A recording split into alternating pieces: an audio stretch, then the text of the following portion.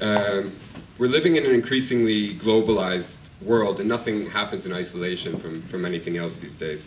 And I'm happy to be here in Australia, to hear stories of struggle happening here and connect, our various struggles and figure out how we can work together and learn from each other. As Mel was saying, it's an incredible, 2011 is an incredible year already. I think we should all, take a moment. I know I haven't even done this really yet, but take a moment and realize how important the events that have already happened this year really are. And, appreciate the fact that we're part of this. We're witnessing it and we're part of it, as activists and journalists and others.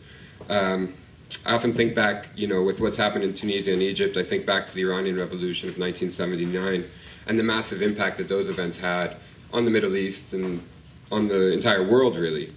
It's pretty incredible, as I said, that we're witnessing something similar. I don't mean to compare the two, but in terms of scale, what's happening now could be even greater than those events in 1979. What's different from the 1970s, maybe the 60s, is that the ability to share and spread information has changed. For journalists and activists, I think this is an important asset that we can't afford to neglect. And something common among dictatorships in the Arab world, for instance, and so-called democracies in the West and elsewhere, is the lack of accurate information available to most people through the mainstream media. Whether those media are controlled by the state directly or whether they're controlled by corporations or others in the private sector, I think both have a similar goal in maintaining the status quo and hiding the truth from most people, especially when that truth is going to expose those in power. To challenge that domination is a form of resistance. It's a form of resistance against those attempts to keep us ignorant and misinformed.